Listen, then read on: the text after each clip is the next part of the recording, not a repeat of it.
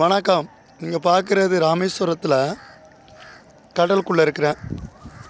ராமேஸ்வரம் கடலுக்குள்ளே மாரிமுத்து ஐயா. இந்த பாருங்கள், இந்த கடலுக்குள்ளே எவ்வளோ சிலைகள், நல்ல சிலைகள்லாம் இருக்குது பாருங்கள். சின்ன சின்ன இந்த கை போனது, கால் போனது, விரல் போனது, இந்த மாதிரிலாம் தூக்காந்து தண்ணிக்குள்ளே போட்டுருவாங்க. அந்த இருக்க 5 தலையில் உள்ளது பாம்பு. இவ்வளோ பெருசு இருக்குது. நந்தி எல்லாம். அது மட்டும் இல்லாமல் இந்த இடத்துல நிறைய சிலைகள் தண்ணிக்குள்ளே இருக்குது, கடலுக்குள்ளே இருக்குது. நிறைய சிலைகள் எதுவுமே ரொம்ப டேமேஜ் இல்லை, சின்ன சின்ன டேமேஜ் தான். ஆனால் இருந்தாலும் அது ஒரு டேமேஜ் ஆகிட்டா அவங்க நல்லா வார்த்தை சாத்திரம் பார்த்தவங்க இந்த மாதிரி கடலில் போட்டுட்டா அப்புறம் அந்த கோயில் வளர்ச்சிக்கு ஆயிடுது. இந்த டேமேஜ் ஆகணுன்னா அது என்ன செய்யுதுன்னா, சில குறைகள் இருக்கும்போது நம்மளையும் குறைய ஆக்கிவிடும். அதனால் அந்த சிலைகள்லாம் கல் தானே, அது கொஞ்சம் டேமேஜ் ஆகிரும். டேமேஜ் ஆகிட்டாலே நம்ம கண்டிப்பாக கடலில் தான் போடணும், ஆற்றுல தான் போடணும். இப்போல்லாம் யார் போடுறா? எல்லாத்தையும் டேமேஜ் ஆச்சுன்னா சரி பண்ணி போடுறாங்க. அது குற்றம்.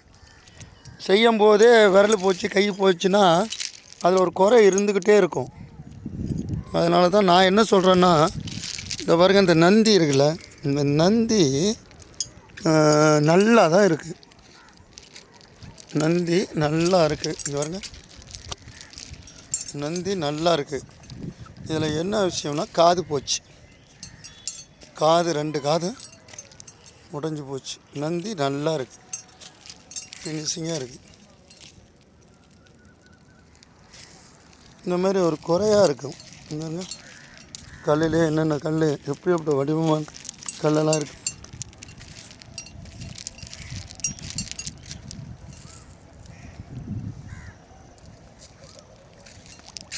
நிறைய சிலைகள். இதெல்லாம் சிலை தான், அந்த நூற்றாண்டில் உள்ள சிலை தான். இதெல்லாம் பாருங்கள். இந்த மாதிரி டேமேஜ் ஆச்சுன்னா கொஞ்ச நாப்பில் கடல்லையோ ஆற்றுலையோ கொண்டு போய் போட்டுருங்க. அதை பாதுகாக்காதுங்க. பாதுகாத்தோம்னா நம்மளுக்கு தான் பிரச்சனையாகும், உண்மை. அதனால் முடிஞ்ச வரைக்கும் நம்ம எப்படி சொல்கிறதுன்னா, கோயிலில் இருக்கிறவங்களும் சொல்லணும், அதை விவரமானவங்களும் சொல்லணும், சுவாமியார்களும் சொல்லணும். வீட்டில் பழைய ஃபோட்டோ வைக்கக்கூடாது.